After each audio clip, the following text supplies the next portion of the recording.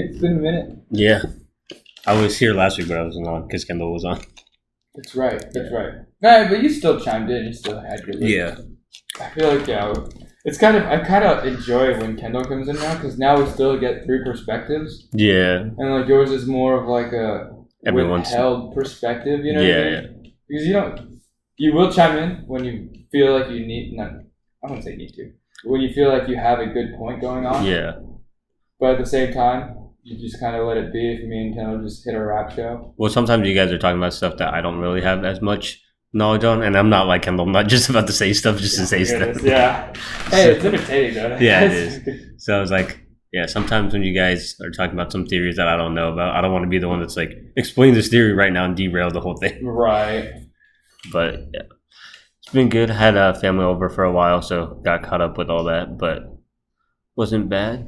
I feel like the year is just going by way too fast. Dude, we're already in like September. 3 months left of this year. What is going on? It's wild. Yeah. I won't disclose any information on the podcast, but you've already heard how wild my last 3 weeks. Yeah, my past couple weeks have been. But the good thing is, at least you're getting back into the gym and stuff. Yeah. I thought the last time I saw you were doing the gym, because you were doing the one punch thing, or was that like a while ago? Dude, I've been on that every day, so okay. I've been killing it. I haven't done the runs consistently. I just do the distance, so I just do on the treadmill, or I'll do stationary bike, and then I'll do salt bikes for like salt bikes. So those salt bikes, like literally, you're pumping forward while you're pedaling. Oh, and yeah. It creates its own resistance. So I'll do that. I'll bike for like 30. I'll do a 3 mile like stationary bike, just to warm up my legs. Yeah. Just to get myself warmed up and like stretch workout. out everything. Yeah. Yeah. So I do that, and then I'll finish it off with like either a run or a swim, or a combination of both, and that's how I cover my 10 kilometers. Okay. So it's not like the show where it's like 10 straight kilometers. Yeah. Of running, which I want to get to that point eventually, but like my legs, like if I do that every day, my legs will start to feel the wear. 10 kilometers is what, like 6 miles? 6 miles. Okay. Yeah. But I've been doing the push-ups, sit-ups, and air squats, and then I've been throwing pull-ups in there as well, just because I like to climb. Like that's my climber's 100 punch man. And I can't do it how he does it, how he described it. I can't do the 100 push-ups and then go into 100 sit-ups and then go. I could probably do the sit-ups and the air squats, but like my arms just get so pumped. Yeah. So I do sets of. Right now I'm doing sets of 25.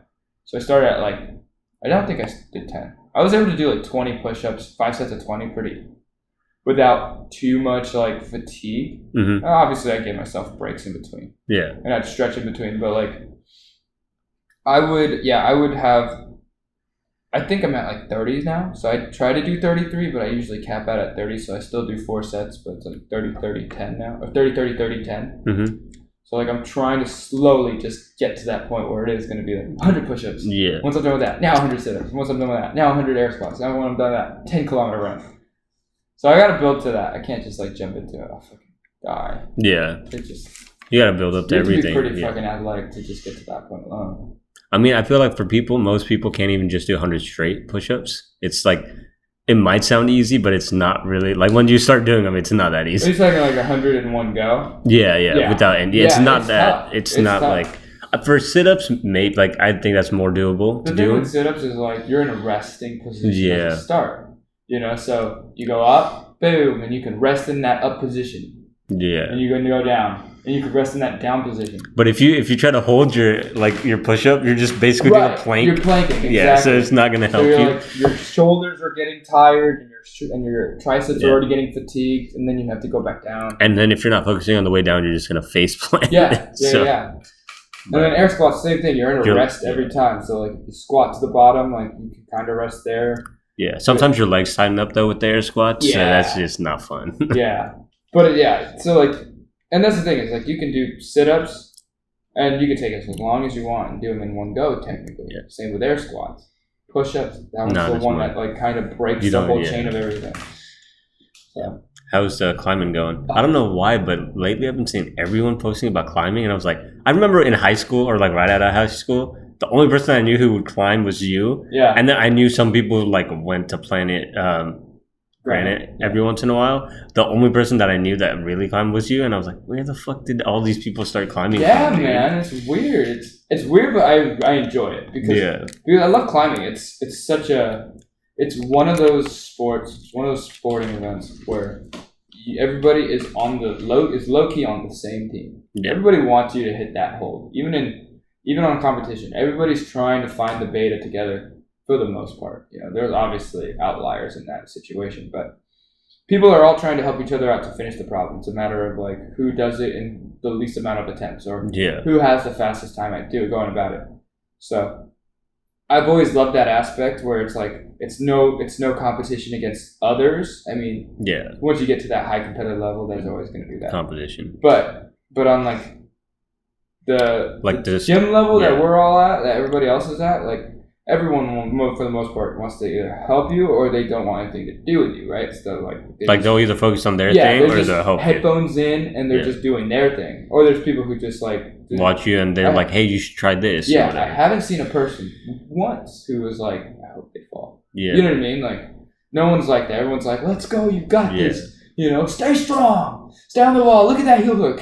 Grab that heel hook. Yeah. Look at that foot. You got a foot right there. So it's really cool. And then, again, I mean, the whole point is like you're not going up against anybody else. You're just going up against that problem that is ahead of you. And everybody wants you to succeed in that. And then it's like that community. It's very wholesome community. Yeah, I feel like niche communities usually are like, they're more supportive than like for example, when you play basketball, not everyone on your team wants you to get the ball or like. Right.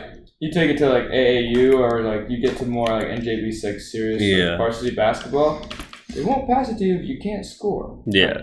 Now, when we go play on Sundays like we usually do, they will pass to you, right? And there's some people that won't, but yeah. Yeah, there's some people who like just take it to the fucking house every time because they can.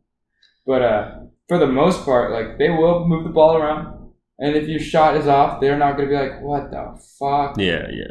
You're the. Like you basically got to call it yourself. I'm gonna stop shooting, bro. I was gonna say like. I love the group that we play basketball with because the only people that are pissed off are the people who are the people pissed off at themselves. Yeah. Right? It's usually you and I always go back and forth with it because you and I know each other well enough for that. We're like, you'll miss a shot, or I'll fucking just airball. One of us will just airball, and we're just like, start shooting more. But just start shooting more for a couple more. Like, I haven't found my rhythm yet. Yeah. I don't think I'm gonna find it this game. So you handle the shots. And then once you go off rhythm, it's like, okay, switch. Yeah, I think even like when I do tricking and stuff, when people are like just starting out, there's always people helping you out or like helping you find combos or whatever. Yeah. Of course, like when you get to like more gatherings and events where people like compete against each other, there's like a bunch of competition, but it's only for that like moment or like those rounds. After that, everyone's just like chill on the floor, like it's open floor, they're just doing whatever. Yeah. I just feel like the niche communities always come together more. They do. Yeah, that's because it's not one of those things where like you get a bunch of personalities that are in that niche group for like realistically speaking, right? Yeah. People who like are trying to make that group are very passionate about that event or about that and they probably have like other things they're passionate about that kind of like put them in this group as well. Right, exactly. And like it's again, like everybody loves watching basketball. Like it's an example of something that's not niche, right? Yeah. Like watching like mainstream sports. And even that you can be debatable, because I'll talk to a bunch of people at the bar and they'll just be like over my head. Yeah. But for the most part, I feel like sports is one of those things that everyone's just like they either know how to play it or they love watching it. Like, they understand how it goes. And that's not niche because you have, like, okay, we'll go with football because football is easier with the fans, right?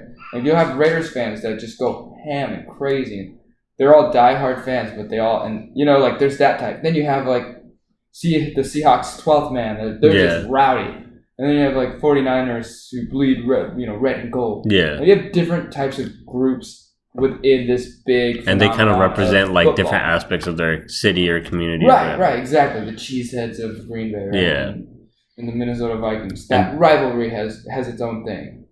And like a niche groups it's not so much that, and it's because of how small it is, right? You can't really develop that in a niche group setting. In those like sports settings, like I think the main common thing is like you liking the team, whereas in this there's probably a bunch of different common things you have with other people. Yeah, and even if we take it to activity's sake too. Like again, basketball, right? We play at the court we play at because of the group that we have there. Yeah, because we know like no matter if like one of us goes or not, there'll always be that like group there, so you can go if you want to. And they're the healthiest. Like for me, they're the healthiest basketball group for me. Right? Yeah. So like, if they played at a different park, I guarantee you we'd probably all mob to that park because we like that group. Now, if we have the people like in my town, Campbell, playing, and they were at our park, I guarantee you we wouldn't want to play there because they're all like most of them on the competitive side, or they don't pass, or there's that ball hog, or there's that. It's fun to be competitive where you want to win your games, but it's also like when it's a team sport, you can't do everything yourself. That's the thing too. Is like for some reason we just found that perfect balance in our group because everybody wants to win. Nobody's like, here's a free easy layup, or I'm not gonna really try on defense. Everyone's putting in the effort that they've meant to put in, and it's always like a solid attempt. You know, it makes the competition just that more serious, but at the same time, you don't have to deal with the toxicity of competition with what we deal with, which we're really blessed with the basketball group that we have. Yeah, some people I've just heard like horror stories. It's just not fun. Yeah, man, it's wild. Like if you've ever seen like the Ball is Life, like the mixtapes or like the street like, ball stuff. Yeah, what is it? East Coast Ball is Life. Like those guys get jumped every now and then, dude. Like people are out to take them out. Like people want to get into fights over there, and that's not what I'm looking for in basketball. I understand like that's the physicality of that, and like that competition level is definitely above ours. I will admit that. Right? Like those guys are fucking dunking every other fucking basket they have. They're probably way faster or whatever. Yeah. Every 3-pointer they shoot, they better make, kind of thing. You know. So it's one of those things, but I'm okay with that because again, I know my competition level and I like where I'm at. How do you feel about like a lot of people getting into rock climbing though? Because it is a niche community. Do you think it'll just get oversaturated? So here's the thing. I feel like here's how it goes. Here's how I've been seeing it and the way people have been getting into climbing, and I'm kind of partially responsible as an individual, right? Because again, I'm talking in generalisms right now. So the whole community, but I take part in the same thing that a lot of people I've seen have been doing. Yeah. And it's like you get an avid climber like me who loves to climb, and you get friends who see what climbing is like or hear about you. Like, all my coworkers, they know I'm a climber. Yeah. And some of them are like, we should go climbing sometime, and I'll call them out on it. Like, let's go. Yeah, I'll be like, you name the time, and we can go. And so, like, honestly, I think it was yesterday. Yeah, yesterday I brought one of my coworkers to climbing. Never climbed before in his life. And he loved it, right? I don't know if he'll do it again. He says he wants to, but I don't know if he's going to invest in it. Yeah. So that's where it becomes kind of great because, like, there is a higher influx of people saying they've been climbing and doing it not consistently, but just more often, just going at it, right? But the consistency is where you really separate everything, right? So like for me, I was like 6 months off of climbing for like a hot minute, and then I just got back into it maybe a month ago, you know. So like so that's why I can climb like the higher levels. But like I've invited friends and. You name it, I probably invited them or given them the opportunity to be like. Yeah, I know you've gone with like Austin. I don't know if you've climbed with Kayla or Elle, but I've seen Elle at the climbing gym. Oh, okay. So I haven't climbed with her, but I've seen her there. Yeah, I've taken me and Austin have gone to Reno to climb. And that was fun. Right? Like I said, I took my coworker the other day, and I have this one dude who's like he's a disabled vet who I work with. Oh shit. It's not a severe disability, but he's disabled nonetheless. Yeah. And he's like, let's go climbing sometime. I'm not gonna not say no to that. You know, I love climbing, and you're just gonna have to find a different way to. Yeah, you tagging along is not gonna inhibit my ability to go climbing, and that's. It might make it better too, because you'll see like a different way to approach it. Most definitely, and that's what happened. So like yesterday, I usually can hit like 6s, 5s, and 6 V5, V6s on bouldering. And since I took 6 months off, like my level right now is like 4s, borderline 5s right now. Like 5s are a definite struggle. But like I'm like the acceleration of me getting to that is really fast. Like I'm doing it within a month span. Yeah. And it's the same thing as like going to the gym with someone. When you have a spotter, you feel like you can do more weight because, or you're more comfortable doing it. Yeah. Yeah, because if that bar falls, they'll get it. They'll probably have your back unless you have a bad spotter. Right. But same thing with climbing. Like you don't have a guy spotting you, but it's that guidance. The fact that you have eyes on you. Yeah. And the fact that you're like, I gotta show up for the whole. I gotta show up for the boys. I gotta show up for the people who I invited. Like I gotta let them know that like, you can't get to this level as an average. Yeah. As like somewhat of an average Joe. You know what I mean? Like now for me, I like to consider myself out of that average Joe-ness of climbing. Because you've done it for so long. Yeah, I've done it for so long, and just my level of climbing skill is at a certain point that is. Like my baseline is where people couldn't even start, and I don't say that as a bragging point, but I'll throw it to specifics right now. So I had V1, V0s, V1s, V2s, and V3s are more of the beginner level stuff. V3s is like your transition to more intermediate stuff, and then 4, 5, 6s are your more intermediate, and then 7 plus is just straight like advanced pro stuff. Yeah, it's very advanced. Like you have to be able to like borderline, and this is metaphoric, but like climb blindly on 1 through 3s like they're nothing. You know? Yeah. You can't be like, oh my god, that 3 was hard. And again, you can't if one of the problems is just one of your weaknesses that you're very bad at. But again, if you're climbing 7s and 8s, you shouldn't have those kind of weaknesses. You should be well rounded at least. Exactly. You should be able to. If you're doing 7s, you have to have checkboxed 6 and below. One of those things. But yeah, so I went with my coworker, and he's definitely he's like a Lowkey hype man, where he's like, you can do it. Yeah. You're like, you can get that 5, but he has no idea. You know, he's just like. I feel like you can do it. I don't know if you really can, but He's like, he doesn't understand the complexity of it, but he just believes in your ability. Yeah, he's just like, I believe. Exactly. He's like, I believe in you. You got this. Yeah. All right, cool. So, I hit, and I haven't hit a 6 in a while. I hit a 6, I hit like 3 5s, and like a bunch of 4s like yesterday. And I usually, like I said, cap out at 4s, and I like, maybe do 5. And I'll try out a couple 5s just to get feels and like start to see the beta for it. You know, like the way of going about that problem correctly. So yeah, I just like just having one person with me who again is a beginner, had rental shoes, was climbing 1s and 2s at the most, right? If that. And he's hyping me up to get 5s and 6s. You know what I mean? Like that's how it goes. But I guess I feel like I danced around the question a little bit.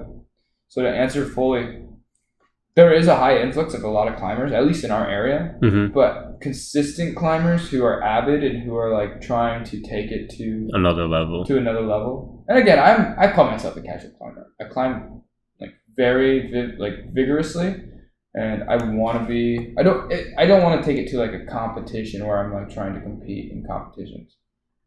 Kind of maybe one day, but as of now, like it's not on the radar. I'm just like I'm a very active casual climber. Yeah, if that makes sense.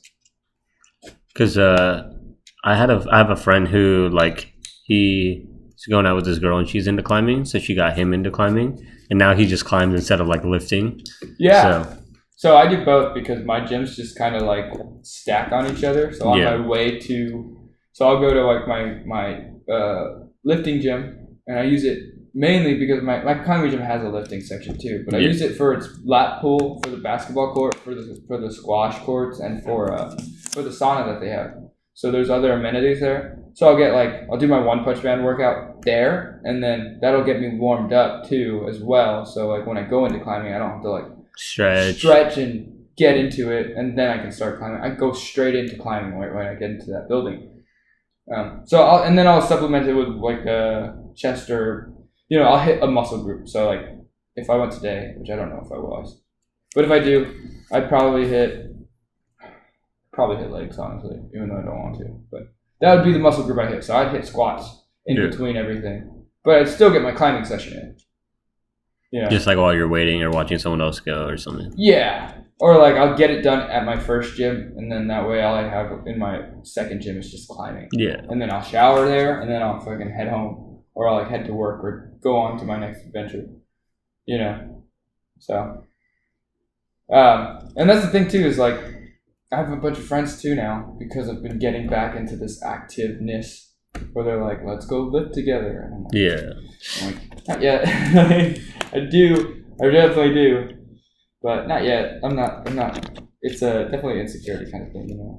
Pre-pandemic, I used to live with people like in college and stuff like that, and even when I moved back here. Mm-hmm. But during the pandemic, when I started again, like once gyms opened, I just went by myself. Yeah. And somehow, like in the past, I would be afraid of kind of going by myself. I love that. But then, like now, I prefer going by myself. I like both. I do like both. Like when you're getting close to like trying to hit like new PRs, I feel like going with someone like you get a spotter and stuff is good. Yeah. But when you're just trying to go and get consistent at like a certain weight or something, I feel like just going by yourself is just the move. I agree.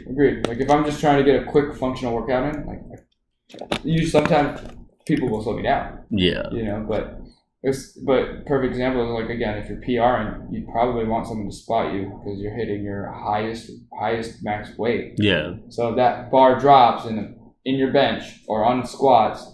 Like squats, not so much. Because you have the other bar. Because you can just drop the bar and just roll off your shoulders. Same with deadlifts. If you drop the bar, if you don't have straps on, you drop the bar. And even if you do have straps, usually they'll just unravel. Or again, if you go strapless, you just drop the fucking bar and you're out of it.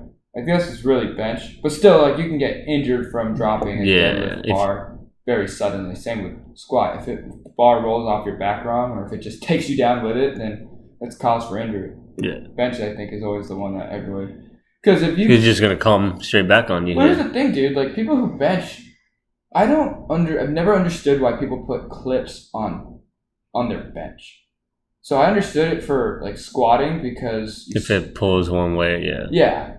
I mean, exactly. You're not trying to work on keeping it centrally balanced. So, like, if you squat wrong, like, the weights will slide off the bar. Yeah. So I understand that, like. But for bench, together. You want to have the center pretty much hit your like the middle of your chest, or like but right let's say you're PRing in squat. You can put the clips on because again, you don't know if it'll. The process of getting out of that situation is just literally releasing your hands and walking forward and letting it roll off of you. Yeah. As much as you can. Same with deadlift. Like the protocol is just to drop the fucking bar. Now bench is very different because. You throw that shit up and you can't get it up, it's going straight back down on your chest, throat, you know, your whole clavicle area. And if you have clips on that, you can't slide the weight off. And that's the technique for how if you just bring it in and just if you have no clips on it, which is always the preferred method from what I've known and the people I've trained with. Because if you are lifting by yourself and you do want to hit heavier weight or like for whatever reason you just couldn't get that one rep, instead of fucking getting into, oh my god, I might die unless someone saves me, you can just go, all right, I'm in a very compressed situation right now, and this is the best movement that I can do is just literally tilting and rolling. But now you're not really pushing the weight, you're not really working out, you're just like, okay, most optimal way to get this weight the fuck off of me. I'm just going to roll it off. And the plates will slide off, and then immediately the other side will slide off because the bar is unbalanced. So you save yourself just by not putting clips on. Yeah. Now again. And there's, again, cause for argument there as well because if someone's putting 3 plates on, it's a lot of plates. And if one plate slides just slightly off, it can throw your whole balance of... Yeah. Or, like, tweak something else. Yeah, exactly. So I get it to those circumstances as well. But I'm just saying... like, just for the regular... Yeah, for someone, if you're going in and you're going to bench on your own, and even if it's just, like, 1 plate, 2 plates, I would say... Don't throw clips on. Yeah. Don't secure that bar. I think maybe in college I used to do clips for bench, but I haven't used clips in a while. I used to put no clips on my squat bar too, just because I wanted to keep that healthy balance of making sure I squatted evenly throughout, like it was distributed evenly. So if the weight shifted, I'm like, okay, you can tell. Like I was putting too much emphasis on my left side. And so I'll do something where I'll like spread my arms and I'll literally just grab the plates. So like my arm, so like it's on my shoulders, the barbell's on my shoulders, and then I'll wrap my arms around it and I'll just hold it like this. And then I'll squat just to make sure that it's even. Plates are secured and even without clips. But yeah, man, so back to the point that I was making. The insecurity isn't in like, oh no, they're gonna think I can't lift much. Like I know that I'm not gonna be lifting as much as someone who's just benching who just hits bench, deadlift, and squat cycles. Yeah. Because my main workout is climbing. At the same time, I remember what my old numbers were when I did bench, squat, and deadlift, and they're not what they're at right now. So I was like, I want to get closer to that before I feel comfortable like lifting with other people. Yeah. Because I don't brag about my old numbers because like those are past numbers. Like I don't be like, oh, I used to be in the 800 club or 1000 club, whatever. Like I can't really say that because it's who I am now. Yeah. You know what I mean? Like, yeah, maybe college me probably was in I think I was borderline like a 1000 club, but as of me now, I'm not there. So yeah. I'm not in that club anymore, but I will be. I think I might make that a goal.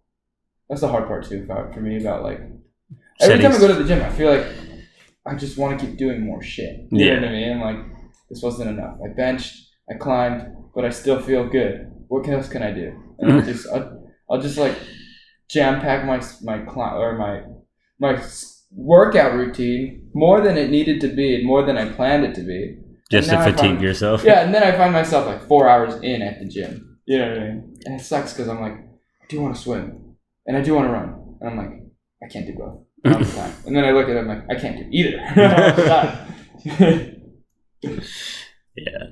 It's just sometimes you get in a groove or like you just feel good that day at the gym and you just want to keep going. Yeah, honestly. And those days are pretty rare. So like when you get them, you just want to make the most of it. Right. But sometimes they're misleading because you wake up the next day, you're like, yeah, I shouldn't have done all that. Yeah, you get that. Yeah, the delayed onset like soreness. Yeah. It was and again for me, like my 2 workouts that I need to must hit are climbing. 1 climbing session, and then again the 1 punch man workout. Everything else is all supplementary. Technically. But again, I think my third like biggest thing would just be my compound lift of that day. So it'd be squat, bench, or deadlift. But I've been avoiding deadlift because you can get dangerous. You can fuck yourself up so easily deadlifting, and you can have near perfect form, and it still wouldn't matter. And you can cause injuries to yourself. That's the one I'm always like afraid of doing. Yeah. There was a podcast, the Joe Rogan podcast, where they talked to one of the guys who was like on the Strongest Man. Mm-hmm. And he was saying that you shouldn't be deadlifting unless you're doing deadlift competitions. Like, there are better exercises that your back. Yeah, there are better exercises for the muscle groups you're hitting that less risky. Yes, that cause less injury, and it's very small variations. So yeah, just do rows or something like that, or like don't. There's like the trap bar deadlift too. I feel like that's a little bit better. Oh, is that the one? Yeah. Where you stand in the middle. Yeah, it is. It's a hexagon. Yeah. Yeah, it's the hexagon piece in the middle. Yeah. I actually don't really like those. Because I think they hit more legs than they're supposed to. But yeah, exactly. Well, at the same time too, you have to squat between. Yeah. So like most hex bars are good about this, but like if you have like a form that's very like wide in front to back stance. So like I squat low and I stick my ass out pretty far. Mm-hmm. And so like when I used to have a hex bar at my old gym in Arizona, and I used to hit those. And like sometimes my ass would like, as I pull the bar up, like it's like scrape my ass or scrape my shins because I have not enough space to pull up, But I was always able to hit more weight with a hex bar too. Again, that's because of the actual like the way you're pulling and stuff. Yeah, it's the ergonomical design of it for your pulling. And you're probably using a little bit more legs to help you. Yeah, well, you're not grinding it against your shins either. You know, it's one of those things where you just go straight up, and like you don't feel like you have to move the bar or like you have to like be like conscious of like scraping your shins as you go up, which you should do with a regular deadlift, but not literally scraping the skin off your shin. Yeah. And I used to be so bad at that. You just scrape it every time. Yeah, because like I just like pull and then like just super close. To pull up and not up and back, but like up and to your shins. And I would just like, whatever reason, I just couldn't take them off of my shins, and like you just see like a scab start to come off, and you're like, oh god. Yeah, that's not fun when you have to shower. Yeah, that shit hurts. It just looks weird too. You just have like on your shin, like, literally just like this brown, like scat, and just like, and everyone knows what it is, but still, you're just like, it's funny though, because people will say that's good for, you know? Yeah. But not the best for your body. Yeah, it's not worth it. Not worth it unless you're hitting a PR or like you're in like a powerlifting competition. I feel like for deadlift, it's definitely not worth ego lifting. Like, I would rather stick at really low weight and just get my form as perfect as possible, or just do more reps. That's what I've been doing with my air squats, because like squatting and deadlifting have a similar, emphasis, a similar motion, right? But one you start high and you squat low and go back up. The other one you start at the very bottom and you're pulling, right? But the motion that your body's taking is similar. It's different muscle groups because of the attachment, like it's because of how you're attaching yourself to the bar, right? Yeah. Hands on the bar and you're pulling, or on your shoulders and you're dipping, right? So I've been doing air squats from the 100 Punch Man workout, and I'm just making sure I get my form right there.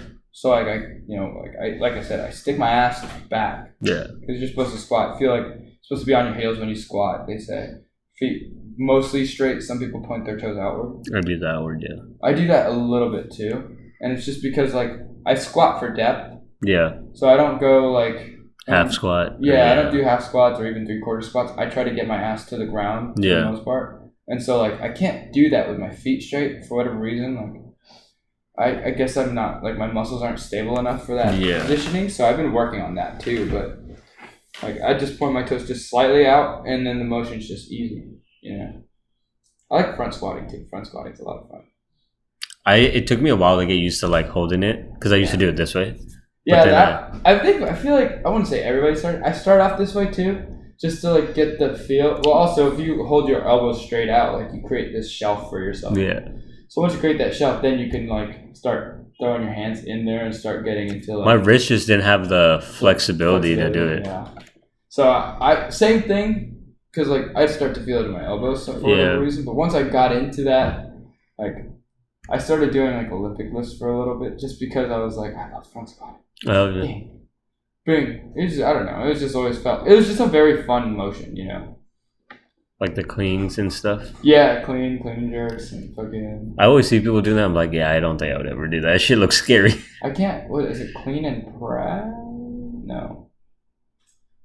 There's one where it's snatches. That's what they're called. I will never do a snatch. Those just look scary to me, because you're going like you don't straight arm it the whole way through, but you go down, and instead of a clean and jerk, which is a 2-step process, right? You clean it, so you're deadlifting it to your collarbone to rest it there, and then you press the rest of it up. Right? In a snatch, you skip that middle process and you just go straight in. Yeah, you literally just kind of throw it around and up and over your head, and you just lock out. And I just never could. I just felt like either my arm would snap, or like I just felt like something would always go wrong if I snatched. Looks so scary. It does, man. It's impressive when people can snatch hella weight, that dude. One of those things you're just like, God damn, dude. I would never, but good on you. Yeah. You know? Yeah, I feel like there's probably a bunch of injuries during that stuff, but. Oh, yeah. It's crazy. People have like, they'll blow their whole knees out and we're back in it. What the fuck? What? I blew my knee out in soccer, and I'm always still hesitant about everything, man. You still playing soccer? Or? Yeah, actually. So I don't know if I said this on podcast, but I took the last season of indoor soccer off just to reassess everything, and now I'm at this point. I joined this season, but like I keep running into events on Wednesdays, which is when we play. And I'm like, so like the season started last Wednesday, but it was my brother's birthday, so we went to go get dinner. And this upcoming Wednesday, I should make the game, but like I have a work event in the morning that can go till I don't know when. You know what I mean? It's like to be dated kind of thing. So I was like one of those things where I'm like, I probably shouldn't have stepped out to begin with, because I had like a good Wednesday ritual. Now that I took that Wednesday ritual off, I had that free Wednesday to do whatever the fuck I would want to do. Now I don't have that anymore. And I'm like on that fence where I'm like, do I still want to do it? Yeah, I'm like, but I love soccer too much, and I got to thank my GM, my general manager at my bar, because he's also a soccer. He also loves playing soccer, and they play outdoor at Twin Creeks. Oh shit! Okay. And he's a goalie, and I play goalie. I can play goalie. Like it's one of the million positions I'm pretty good at. And I think goalie is like one of those roles that I'm actually really good at. Yeah. As a secondary, or like as a alternative. But I could also play the field really well too. I'm just a utility player, I guess. Yeah. And like I didn't play for like 4 weeks, and he was like, "Hey," and he does this every now and then. He'll be like, "Hey, I'm out of town. Can you play goalie for me Thursday at 7?" And if I have no valid reason, and I think I've not said no once, so I've said yes to every time he's been like, "Can you play for me today?" And then I'll talk it out with him too, because like sometimes it'll run into my schedule. Like, "Hey, can you like compensate those 30 minutes I'm going to be late for?" And he's like, "Yeah, don't worry about it. You know, just win the fucking game. Don't worry about it." You know? Yeah. And that was the catalyst. That was like, oh, I don't want to give this up. Not yet. You know, like I like soccer too much. Yeah. It's one of those things that I love Twin Creek because it's outdoor, and outdoor just hits different than indoor for whatever reason. But I like both. You know what I mean? I feel like you're probably just more used to playing outdoor. Yeah. Well, I mean, I practiced on a turf outdoor at night. But how Twin Creeks is kind of set up all the time, I fucking loved it. Yeah. Because it was like all we did was scrimmage most of the time, and it was like 7v7 scrimmages. It's just always so much fun because like you're not sprinting like 120 yards to make a play. It's like the field's cut in half, so like it's less about like, okay, who's the most fit team. It's just like, who can play the best, you know? And that was the difference between like competitive soccer and like adult league at this point. Yeah. And then again, they have adult leagues that are like, you need to be top tier, but not in the league I play. Yeah. Damn. Well, at least you picked back up everything and trying to figure out a way to fit into your schedule now. Yeah, honestly. I feel like once you get that groove, though, you just don't want to stop. Honestly, and that's where I found myself low key. I was like, I can't sacrifice enough anymore. I can't sacrifice everything anymore, or I can't sacrifice the things you want to do. These things anymore for things other that are less relevant for me as of now. You know, and that's why like I can climb with my coworker because that's something I was gonna do anyways. Yeah. And he just wanted to tag along. All right, cool. Like he came in and he was like, "Oh, I want you to get your climbing in too. Like, don't just shadow me and don't just babysit me." I'm like, "Dude, I've been climbing 2 hours before you even came, so don't worry about it." You know, like one of those things. So yeah, that's where I've been honestly finding my convenience is like almost like killing two birds with one stone. Yeah. Hey, he wants to hang out and like chill, and I want to climb, and he's down for that. So we can hang out and chill, and I can still get my climb in, so I don't miss anything in that window, which is nice. And that's like what I've been trying to find for myself. I feel like starting is always the hardest, but like once you get that groove, you really don't want. That's why I hate like sometimes like vacations are good because you need a break, but it sucks because you're like, bro, now I got to come back from this after like 2-3 weeks. It's not it. So that happened to me 2019. We went to Hawaii in 2019 or 20. Yeah, it had to be 2019 or 18 because it was pre-COVID. And I was probably like 195. Yeah. I was pushing. I was really bulking up. I don't know why. It was like I knew the Hawaii trip was coming, and I was like, for whatever reason, I was like, let's bulk. So I pushed myself to 195, and I looked pretty solid for 195. But at the same time, I felt really shitty because it just felt. That's not your natural weight, yeah. I always felt congested and bloated, and yeah, it wasn't my comfort weight.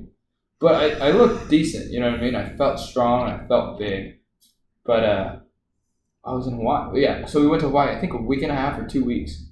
And I didn't work out as much. My brother, he's very good at staying consistent on that. It's like the one thing he will not be inconsistent on. Yeah. And for me, I was like, no, I'm on vacation. I'm a chill. I'm 195 pounds. I could either, or whatever happens to Hawaii, like I'll make up for it when I get back. And it's same fucking thing, dude. I took that vacation and I took that vacation actually right back into when I came back home. And I was like, fuck, I don't want to go to the gym that much. I just want to chill and eat more Hawaiian food and chill and bask in the sun. I feel like when you go on vacations, you just got to do those small workouts like push-ups or sit-ups or something. Yeah. Like you just got to do something. To like keep the engine revving. You know what I mean? You don't have to fucking take the car out for a spin. Yeah. Or at least like let's say you work out at like 6 a.m, just do a few push-ups so you still hit that same time in your head or whatever. Exactly. And again, you still stimulate the muscles so it's not like, again, you're keeping the engine warm but you're not fucking taking it for a spin anywhere. You know what I mean? Because it's like if you take that vacation and let's say you go super early or super late to the gym, for you to get it back in your schedule is going to be like a hassle. Yeah. So yesterday, I was supposed to work yesterday. Oh, shit. But they overscheduled bartenders. Oh. So they called me off and they were going to pay me for the compensation for losing that shift, which was awesome. And it was apparently slow. So I went bowling with some friends. I went bowling with a friend, but we couldn't bowl because we got there too late. I told you the story, but I'll tell it again on the podcast. So we just played at the arcade, and then after that, because it was like probably like 12:30, 1 o'clock, we were like, they're gonna close. We should we're both not tired. Let's go to the Den, which is a place I work at. So I know everybody there. I show up and I run into my GM, who's the owner of that bar. Yeah. So I ran into him very coincidentally, and he just started hyping me up out of nowhere. I didn't know you did this, and this. I'm not gonna say it because I don't want to hype myself up. I didn't know you did this, and this. And like my friend, who kind of knew about it but not really, was like, "Oh, it is like fact checked." You know what I mean? Like verified. So we went inside to the bar, and they have this like staging, and with the staging they have this like what is it? It's like a. So on a stage they have like those skylight or those the beams. spotlights. Well, and they hang on the actual frame, the infrastructure of that frame. So he has those because that bar has its own stage for live music whenever they get a band going or karaoke night. Yeah.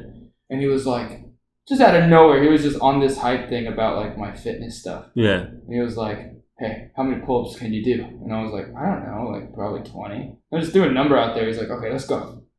I was like, "Fuck, dude!" I just finished like a hard ass like 4-hour climbing workout, and like like I don't want to do 2 pulls.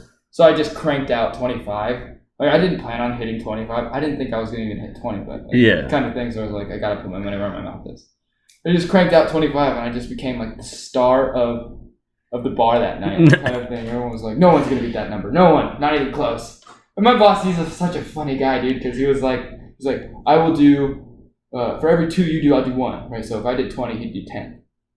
So I did them, and he was like, we'll do them at the same time. So I did my 25, I dropped, and like he just walked up to me. So like I didn't see him climb up, but I knew he did, at least a couple. But he was like kind of waiting for me, and he was like, "Yeah, I hit 22." And I was like, and I had one of my coworkers go, "No, he hit 5." He just bold-faced lied to me like that. I fucking love that shit though, dude. It's like it just reminded me of like a Kendall thing. Just trying to get away with slick shit while someone's not watching you. 20 as well. Okay. I did my homework too. Fucking guy. Can we compare homeworks, guys? Just make sure like I got the right answer. Yeah, we all got the right answer. Or your page is like pretty much blank. Just has a number circled in or some shit. Yeah, or just pretend to work. Did you ever used to do that in math class? Oh, where you got the answer, but you just gotta show some bullshit. Show work. You're like, okay. You're like, well, yeah, dude. At a certain point, you can calculate. You can use a calculator for all your answers. So you just punch in the calculator and just like, how can I work backwards and make it look like?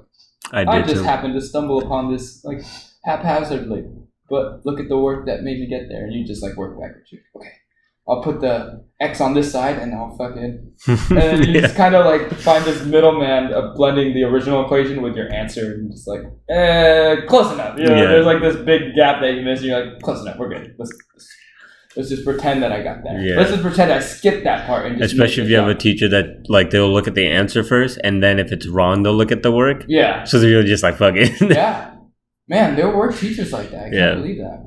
It's true. Because they'd look at the, like, if you got it wrong, they'd only look at the work for, like, partial credit. Yeah. So if you got it right, I don't think they would say shit. I mean, I guess it makes sense though, because a lot of those math teachers taught multiple classes and taught different maths. So they don't have time to do. Yeah, so they didn't really have time. And I mean, even in high school, you had somewhat of a TA, but you didn't have like PhD level grad or like on your master's kind of. Yeah, someone who can just read it hella fast. It was just someone who was like, these are the answers, just make sure they match. Check, 100% or 80%, whatever the score was.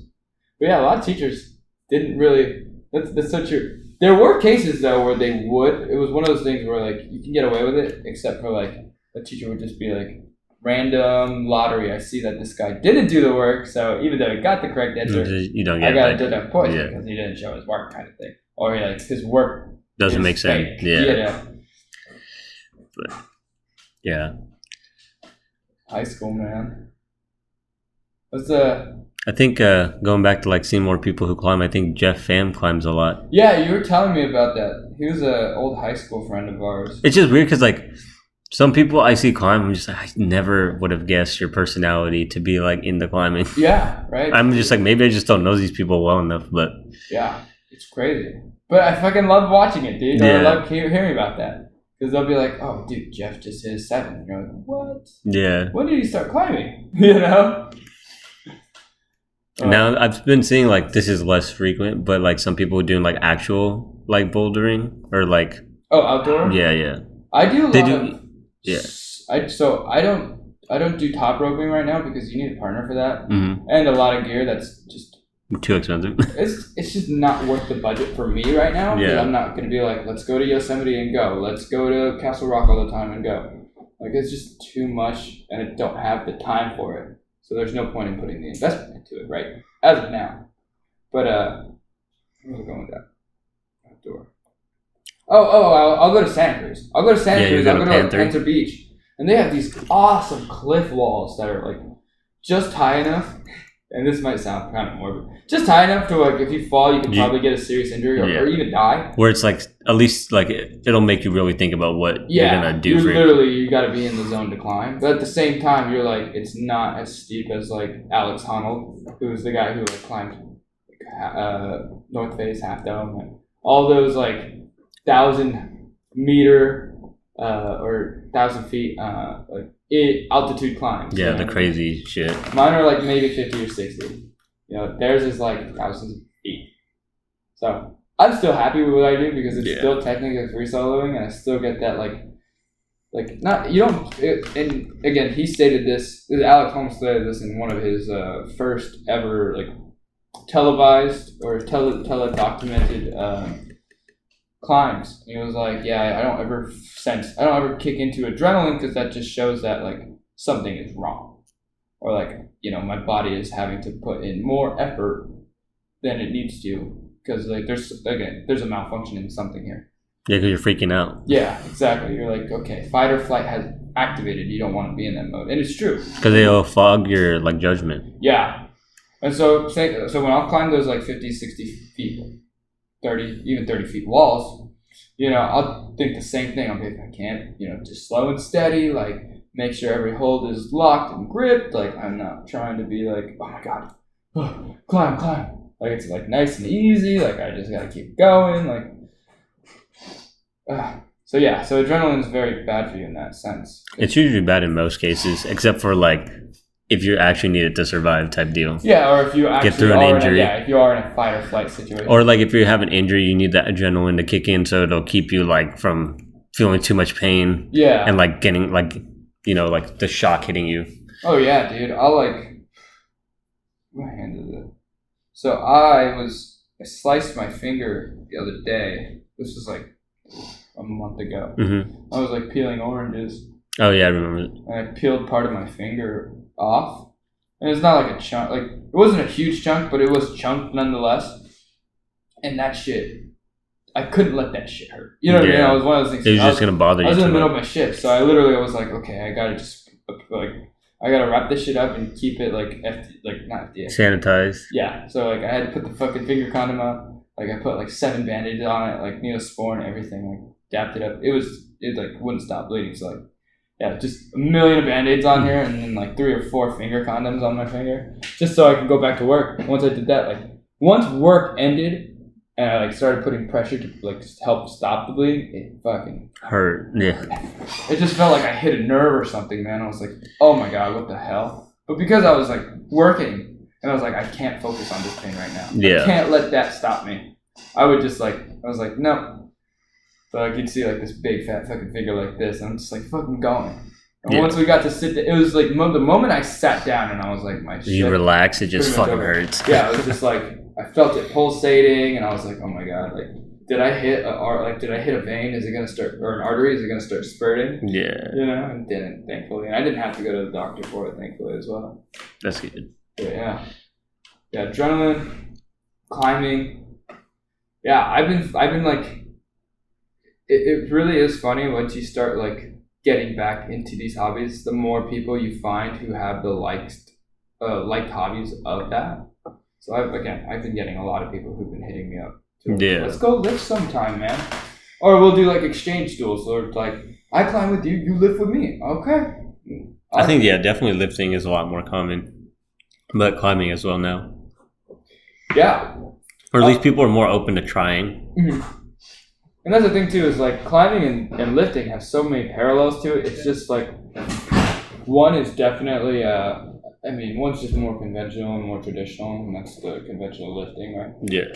And for me, I just love bouldering. Like, doesn't hit all the muscle groups, but it still hits legs, still hits a lot of the back, a lot of the biceps, and a fucking ton of your forearms.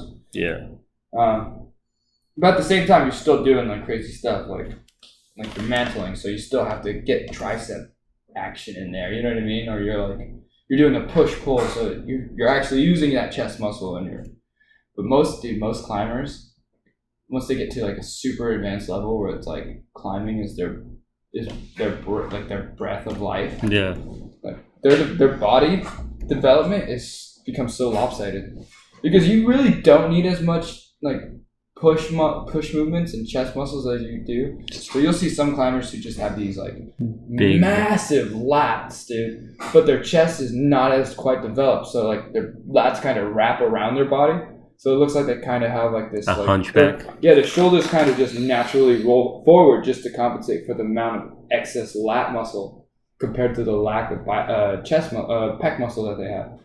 And they'll just like get this hunch, and their neck will kind of crank, and they just have this weird body type. But dude, they just like climb like monkeys. Yeah, and it's crazy. And for me, I still have that part of me that likes the aesthetic. So like I have like a balanced pectoral to lat muscle like balance, and I think I have a good like upper to lower body balance. I think you work on my upper body a little more. My legs are just like, they're decent. Yeah, my legs are pretty good. I'm pretty happy with my legs.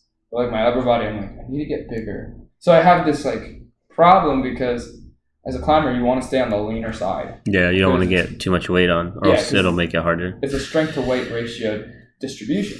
So you can bench 800 pounds, but you're also 400 pounds, and you climb on a wall. You're pulling 400 pounds every move. You know what I mean?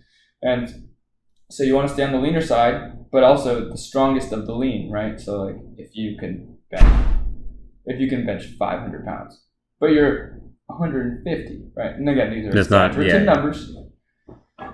Like you're gonna do exceptionally well. And again, bench was the muscle group I meant to say, but you know what I mean. Yeah. Like, if you are just like the craziest freaking like pulls, then you can just do one arm pull ups, but you're 135 compared to a guy who could do one arm pulls but at 190. Yeah, the 135 guy is probably gonna succeed more. He's gonna outlast the 190 guy. The average one arm pull up is 190 pounds every time. Yeah.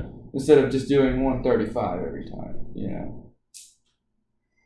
It goes to show. And so for me, like that's where it becomes like the case, because I gotta stay on the leaner side, but I kind of want to get bigger. So I'm like on this weird like path where I'm trying to find a balance, bulk and cut and find this happy balance. Yeah, I think the number I want to hit is like 170, 175. I'm at like 165 right now. It's not too far. Yeah. So I also have a weight vest that'll compensate. So what the plan is like I'll just throw that on for like days at a time at like 20 pounds higher than my goal. That way when I go back to 175, like it'll feel like less than what I was like walking with, because it will be less than I was walking with. So, a lot of fitness goals have been like dialed in for me there. That's good. And it's all working towards a bigger goal. And once I get closer to that goal, I would like to share it with you guys. But until then, I don't want to because I don't want to jinx it. Yeah. One thing. At the same time, I don't want to be all talk and no bite. So, you got to progress at your pace. Yeah. I actually will need your help for it if you don't mind. Later on, we'll talk about it off cam. Okay. Sounds good. But I think with that, we covered a lot of stuff, a lot of rock climbing. Yeah, there's a lot of fitness. I actually really enjoyed and like goal-oriented stuff. Yeah, it was a good dial in. But yeah, everyone who's on their fitness journey is like, that's another thing. Actually, we can end it on this note right here. The thing that I love about climbing, and I love about just gym goers, like nice or true gym goers, is that anybody who steps in the gym, whether people look at you or not, everybody, the majority of perspectives is either going to be they don't care because they're focusing on their workout, or they're hoping you are fucking killing that shit and you keep coming back and you keep getting that goal whatever goal you're trying to hit. Because it's a journey, it's not just like a one-stop thing. Yeah, there's always that stigma where it's like, oh, but I feel like people are watching judging me and watching me the whole time, or making fun of my form or whatever. Yeah, and it's like, no, I get it. They'll stop you if you have really bad form to help you, but I get the process, but I feel like, and I've always seen this too. I always feel like the underdog who started at 100 pounds, like benching the bar alone, that's it, and you see their progress, you are going to be amazed. You're going to be an all-star at that gym, dude. People are like, dude, I remember, because that happened with me in Arizona. People are like, I remember when you were barely hitting like 150, 185 on the bench, and everything like. And my PR at that time was like 255 or some shit like that, you know what I mean? But everyone was just like, it was always something nice to come to. And that's the majority of people who go to the gym. Now, obviously, there's always like those one or two that kind of are assholes. Yeah. But it's hardly noticeable. You only see them on social media because that's what they post. Or that's what sells. Yeah, I was gonna say that's what people want to see. Yeah. You know what I mean? But on that note, man, like. Anybody who's like thinking of starting their fitness journey or is continuing their fitness journey or having fun, still going to the gym and making that like part of their lifestyle, like fucking keep getting at it, man. Keep fucking crushing it. Everyone just keep doing it and, have fun while you do it, There's a few months left in the year, so end on a high note. Yeah, right? Don't let anything stop you from reaching those goals, man. Like everyone's on your team. I'm on your team. You fucking got this. Get it. Okay. And on that note, thanks for tuning in, guys. This is Maui. And this is Bambi. This is Couch Surfing. Peace.